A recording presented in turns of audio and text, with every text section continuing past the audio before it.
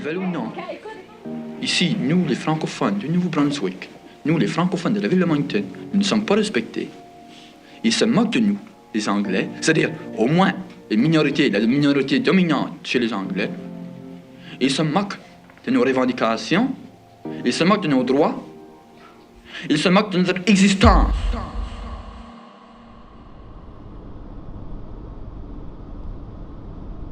Alors, on vient d'arriver au Nouveau-Brunswick, la seule province bilingue au Canada.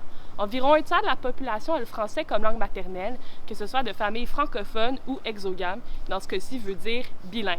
On se demande comment la culture et les arts affectent la communauté acadienne. Comment le français survit-il par la culture et surtout, comment les Acadiens défendent-ils leur identité? Historiquement, les Acadiens sont un peuple qui a été marginalisé à maintes reprises, que ce soit par la Grande Déportation de 1755 ou encore par le fait que la province devient officiellement bilingue seulement le 18 avril 1969. On est d'abord allé à Fredericton, capitale de la province, pour rencontrer Chantal Richard, directrice du département d'études françaises de l'Université du Nouveau-Brunswick.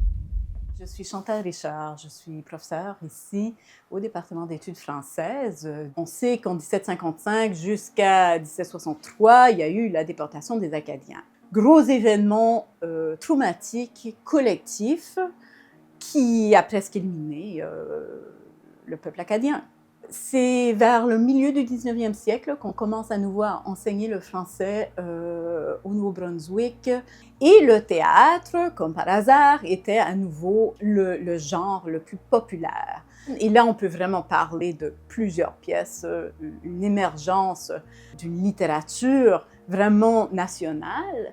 Donc, la littérature de cette époque-là a une fonction sociale très claire, une fonction de préserver la mémoire collective et de donner un peu la possibilité au peuple de revivre cet événement pour ensuite pouvoir passer à autre chose.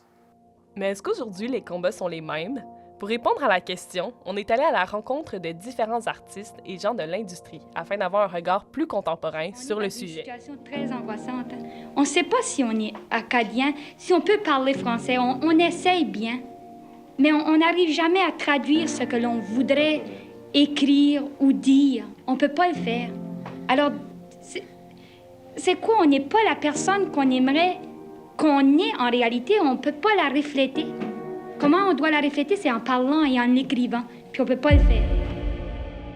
OK. Donc, si tu pouvais juste commencer par te présenter, faire dire ton nom, Oui. qu'est-ce que tu fais dans la vie. Puis, Moi, voilà. c'est Maude Sonny, je suis autrice, compositrice, interprète. Quand on est rendu là, y a pas... Si t'es acadien puis tu fais de la musique, ta musique va être acadienne. Fait que pour moi, déjà là, le gros du travail, il est fait, tu sais. Si je veux parler de ce que je veux parler, puis si je veux que ça soit true to me, tu sais, là, si je veux que ça soit comme vraiment ce que j'ai à dire, va falloir que ça soit en français. Parce que pour moi, l'émotion est pas dans les mots. Quand c'est en anglais, je me sens pas nécessairement moi-même. Moi, je suis originaire de Miramichi, qui est une ville grandement anglophone, majoritairement anglophone. C'est pas la même dynamique que, mettons, grandir à Caraquette, où t'es naturellement...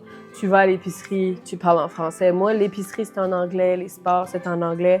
Fait que je pense que dans ma propre communauté, il y avait certainement un clash de juste comme on voit pas la langue de la même manière. On voit pas la langue non plus comme quelque chose qui est beau puis quelque chose qui mérite d'être préservé.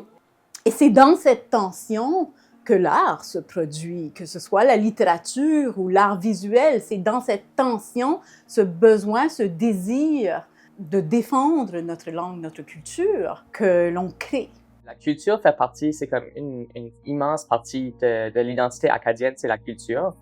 L'identité acadienne, en fait, c'est une culture, tu sais, c'est vraiment ça que c'est à la base. Tu sais, les Acadiens, on a beaucoup de créativité, beaucoup d'imagination. On est du monde qui aime rire, qui aime, tu sais, avoir du fun. Je pense que ça se voit dans l'art aussi. C'est une façon aussi de s'épanouir, mais aussi de revendiquer la façon dont on est unique. La langue est malléable. La langue représente l'unicité puis la richesse d'une culture, puis on va la revendiquer, puis on va être fiers de ça. Puis moi, ça me rend fier de voir les artistes oser que je sache comme je parle comme que je parle. Puis... d'être eux-mêmes. C'est ça. Malgré que certains artistes acadiens souhaitent rester dans leur province natale, il est parfois difficile pour eux d'obtenir du financement pour leurs projets. En effet, le Nouveau-Brunswick est la province ayant le plus petit budget pour les arts au pays. Ainsi, les francophones doivent parfois se retourner vers le Québec. C'est à se demander encore une fois si le seul endroit au Canada où il peut y avoir une identité culturelle, c'est-à-dire un développement culturel, un épanouissement collectif de la francophonie, ce n'est pas au Québec. Il y a des lacunes au Nouveau-Brunswick, tant pour les artistes, mais pour les organismes culturels aussi. C'est des tout petits budgets. Fait que c'est déjà difficile de s'attendre à ce que les gens restent s'ils ne peuvent pas vivre de leur art. On pense qu'en période de compression budgétaire, ce sont les arts et la culture qui vont sauter en premier, alors que ce sont les arts et la culture qui définissent qui nous sommes finalement, donc ça devrait être la priorité. Je pense qu'on veut tous un peu le vivre, là, l'idée de se perdre pour se retrouver, puis s'ennuyer un peu de la maison, puis comprendre pourquoi c'est notre maison. Là. Je pense que je vais devoir faire ça à un moment donné. Là. J'aime trop la culture acadienne, j'aime trop les paysages du Nouveau-Brunswick, ça m'inspire beaucoup, moi, dans mon drag ou dans mon écriture. Mais entre-temps, ça se peut que j'aille étudier à l'heure. Dans mon cas, je pense que la grande fierté vient du fait que je viens de l'Acadie puis que je peux œuvrer en Acadie là-dedans. Puis, tu sais, je pense qu'il y a pour moi une grande fierté dans ça. Mais, tu sais, il y a aussi une grande fierté dans le fait de prendre ce qu'on fait chez nous puis de l'amener ailleurs. Fait que je pense pas nécessairement que j'ai un détachement à l'Acadie quand je suis ailleurs. Je pense que je suis juste encore plus fière que d'habitude de faire ce que je fais, considérant le milieu d'où je viens. C'est là, mais pour moi, je pense que c'est tout très excitant dans tous les sens de tu sais, que les gens chez moi me reconnaissent pour ce que je fais, mais aussi que les gens d'ailleurs le font aussi. Fait que... Bien que la marginalisation de la francophonie demeure un enjeu important aujourd'hui au Nouveau-Brunswick, un autre élément qui ressort est celui de l'identité queer.